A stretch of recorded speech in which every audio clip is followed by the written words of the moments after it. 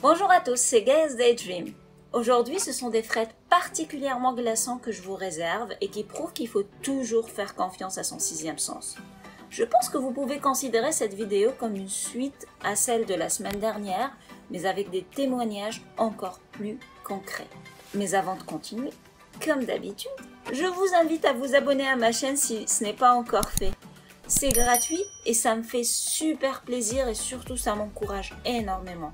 En réponse à ma question de la semaine dernière, je n'ai pas vraiment de film d'horreur super flippant, j'attends toujours, mais celui qui m'avait marqué le plus à l'époque était Rencontre du quatrième type avec Milla Jovovich. Je trouve que le fait de savoir que c'était inspiré de faits réels donne toute sa grandeur au film. Donc, la question du jour est: qu'est-ce qui vous ferait le plus flipper, un tueur ou un démon?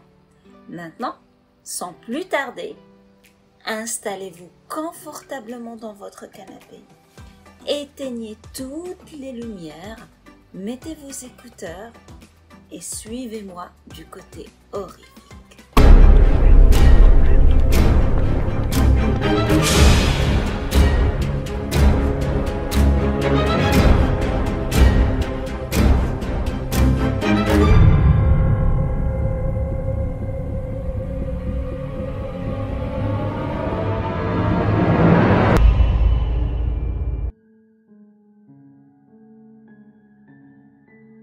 La première histoire est celle d'Anna. Elle nous dit que quand elle était à l'université, elle avait l'habitude avec sa colocataire d'aller prendre un verre tous les samedis avec leurs amis dans un bar. Et ce samedi-là ne faisait pas exception. Cependant, ce soir-là, il y avait une bande de gars qui ont à peu près leur âge et qu'aucune d'elles n'avait vu auparavant, donc ils n'étaient pas des habitués du lieu. Et apparemment, l'un d'eux avait un petit truc pour l'une des filles du groupe que nous allons appeler Sandra. Elle n'était pas du tout intéressée et l'a fait comprendre à l'homme en question ainsi qu'à tous ses amis. Après environ 1 heure, Anna et sa colocataire ont remarqué que Sandra semblait mal à l'aise. Elles ont donc décidé qu'il était temps de rentrer et ont proposé de la raccompagner à la maison. Anna nous fait aussi remarquer que cet homme agissait aussi d'une manière pour le moins effrayante, qui ne faisait qu'ajouter à l'anxiété de Sandra. Alors que les filles tournaient sur le coin de la rue principale vers la maison de leur copine, Sandra leur dit qu'elle pouvait voir ce gars très bizarre les suivre. Les filles ont alors jeté un coup d'œil furtif pour vérifier et voir si le gars bizarre les suivait réellement. Elles s'étaient dit que si c'était le cas, elles iraient lui parler et lui conseiller vivement de partir.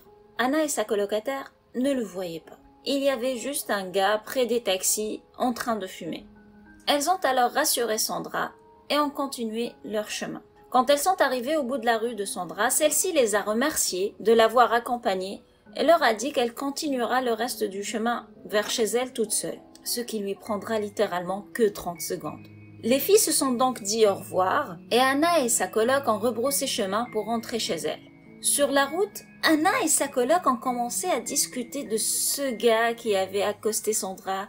Et il s'est avéré qu'elles pensaient toutes les deux à quel point cet homme était creepy. Et prises d'une étrange sensation, elles ont décidé toutes les deux de revenir vers la maison de Sandra pour s'assurer qu'elle était bien rentrée saine et sauve chez elle. Anna nous explique que c'était la meilleure décision qu'elle ait prise car cet homme les avait réellement suivis et qu'arrivant au bout de la rue de Sandra, elles ont observé avec horreur que cet homme, profitant du fait que Sandra était isolée, la tenait par le bras et essayait de la traîner en ses joues alors qu'elle se débattait désespérément. Sans réfléchir, Anna et sa coloc attrapent un genre de brique sur un mur en ruine au bout de l'allée où elles étaient et sont allées à la rencontre de cet homme en essayant de se montrer le plus menaçante possible. Pensant que ce n'était qu'une seule fille, le mec complètement taré a d'abord commencé à être plus agressif. Puis, il s'est rendu compte qu'elles étaient deux et qu'elles avaient des briques. Il s'est alors enfui et les filles l'ont poursuivi en lançant une brique dans sa direction pour s'assurer qu'il ne revienne pas.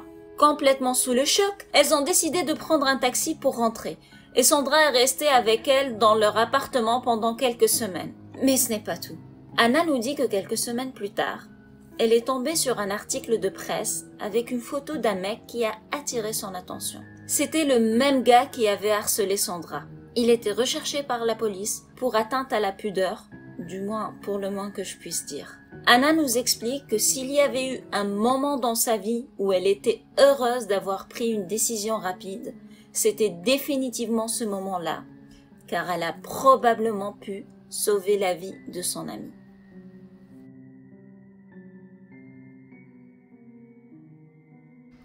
C'est une fille que nous allons appeler Cindy qui nous raconte son histoire.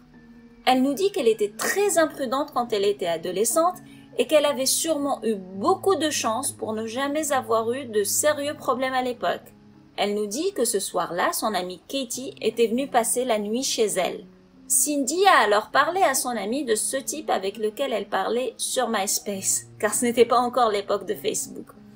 Cindy avait prévu de le rencontrer le soir même pour boire quelques bières et voulait que Katie l'accompagne histoire qu'elle ne soit pas toute seule. Oui, sécurité d'abord les gars. Pensez toujours à votre sécurité avant tout. Donc, Cindy nous dit qu'elle habitait dans la région viticole de Temecula et que ce type passera la récupérer avec Katie à l'entrée des vignobles. Les filles ont donc marché environ 2 kilomètres jusqu'au point de rendez-vous. Arrivées à l'entrée du vignoble, elles ne le voyaient nulle part. Elles ont alors continué à marcher lentement en attendant qu'il arrive. Tout à coup, un gros camion rouge s'arrête à leur niveau et le conducteur, un mec très chelou, saute à terre et ouvre la porte de la banquette arrière. Étonnée, Cindy lui demande s'il était Jared, le gars qu'elle attendait. Et il lui répond que non, mais qu'il la connaissait et qu'il la voyait tout le temps sur TVHS. Katie s'était déjà installée sur la banquette arrière du camion, mais Cindy a dit au gars qu'elle était en train d'attendre un ami. Le mec lui montre alors un stock de bière et lui propose d'aller se saouler chez lui, mais se sentant très mal à l'aise, Cindy campe sur sa décision en insistant sur le fait qu'elle voulait attendre son ami. Cindy nous dit que le regard de l'homme est alors devenu menaçant et il lui a crié dessus de monter dans sa putain de voiture. Cindy, complètement terrorisée à ce moment-là, a senti son cœur se serrer dans sa poitrine et d'un geste réflexe, elle a saisi la main de Katie et tout en l'extirpant de la voiture, elle lui ordonne frénétiquement de sortir. Heureusement pour les filles, juste à ce moment-là, Cindy entend Jared, le mec qu'elle était censée rencontrer à la base, l'appeler par son nom et lui demander si elle allait bien. En entendant la voix de Jared, l'homme bizarre est remonté dans son camion et parti. Et Cindy, totalement terrorisée, traîne Katie et court vers Jared, puis lui raconte ce qui vient de se passer. Et celui-ci lui dit que c'était une bonne chose qu'elle ne soit pas montée dans sa voiture, qu'il connaissait ce mec et qu'il était une vraie crapule capable de leur faire du mal ou pire.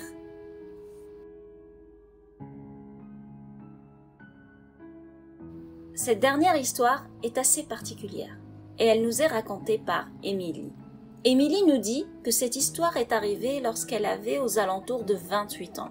À l'époque, sa mère avait une Corvette qui avait brûlé dans un incendie à cause d'un problème électrique.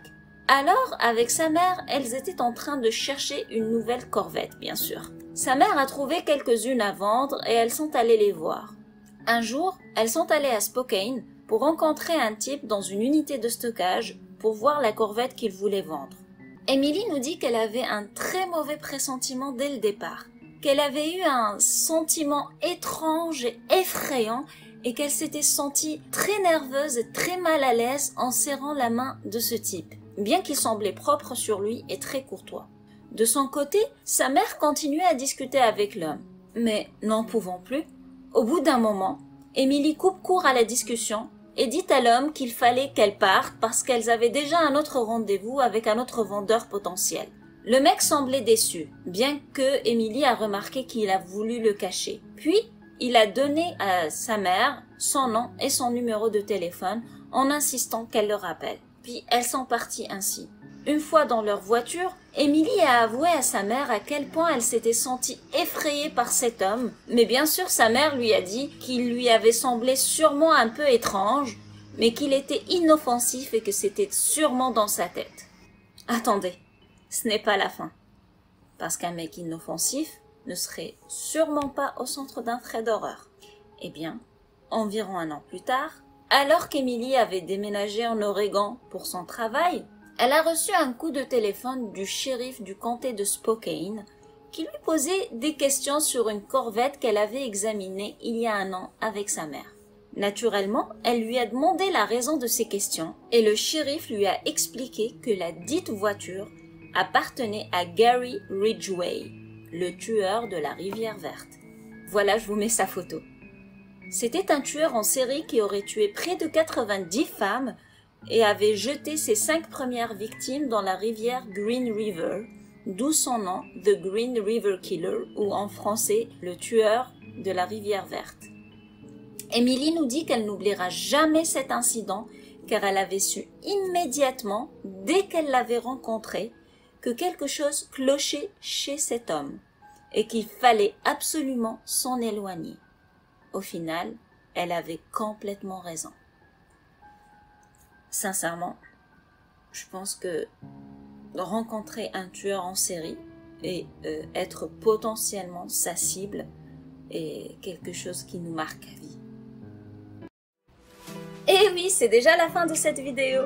Ces histoires, comme je l'ai dit au départ, nous prouvent encore une fois à quel point il est important qu'on fasse confiance à notre petite voix et à nos pressentis. De votre côté, est-ce que vous avez déjà vécu ce genre d'événement? Je serais curieuse de le savoir, alors venez me le dire dans les commentaires ou sur Instagram si vous voulez. Si les trades vous ont plu, comme d'habitude, n'hésitez pas à me puncher ce pouce bleu et à vous abonner si vous ne l'êtes pas encore, bien sûr. Sur ce, excellent week-end, profitez du beau temps et à vendredi prochain pour de nouveaux trades.